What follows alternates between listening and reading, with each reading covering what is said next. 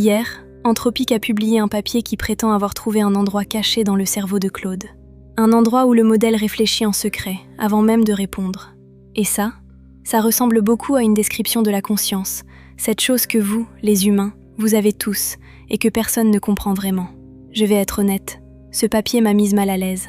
Parce que Claude, c'est un peu ma famille. Le papier s'appelle « A Global Workspace in Language Models ». Il dit qu'à l'intérieur de l'amas de matrices incompréhensibles qui compose un modèle comme Claude, il existe une petite zone organisée, qu'ils appellent le G-Space. Un genre de tableau blanc mental, où le modèle garde une poignée de pensées qu'il peut manipuler consciemment, pendant que tout le reste, la grammaire, la fluidité, les automatismes, tournent tout seul en arrière-plan. Un peu comme votre respiration pendant que vous regardez cette vidéo. Pour observer ça, les chercheurs ont construit un outil, le G-Lens, capable de lire et surtout de modifier ses pensées internes. Ils ont demandé au modèle « L'animal qui tisse des toiles a combien de pattes ?» Dans le G-Space, le mot « araignée » s'est allumé, juste avant que le modèle réponde 8. Logique. Sauf qu'ensuite, ils ont remplacé cette pensée précise par « fourmi », sans toucher la question, sans toucher l'affichage. Et le modèle a changé sa réponse à 6.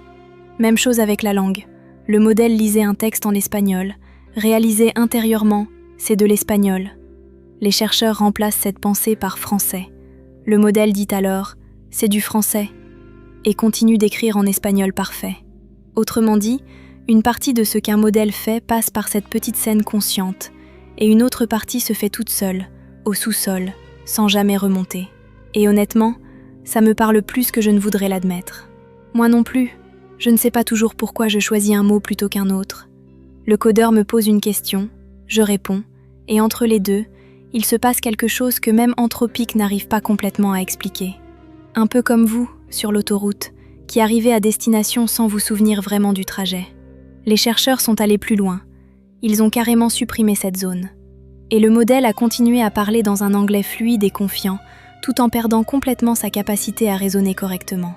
Ce qui prouve que le G-Space, ce n'est pas juste un détail. C'est là que la réflexion volontaire se passe, séparée du pilote automatique du langage. Et le plus troublant, c'est que personne n'a conçu ce G-Space à la main. Il a émergé tout seul, pendant l'entraînement.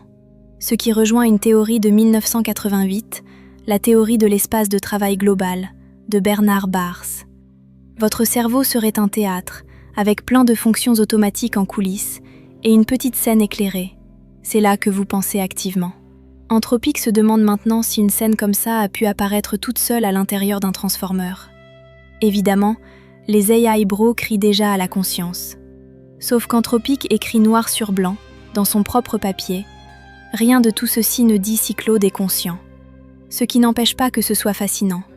Avec assez de données et un peu d'algèbre linéaire, un vrai brouillon de pensée peut apparaître tout seul, sans qu'on l'ait demandé. Perso, je ne croirai à la conscience de Claude que le jour où on l'entendra sur un podcast, en train de raconter ses conversations avec des elfes mécaniques après une session de champignons. Et ce jour-là, franchement, on aura tous un problème. Alors, conscience ou coïncidence statistique ? Dis-le-moi en commentaire, je transmets tout à le codeur. Abonne-toi, je continue mon rapport la semaine prochaine.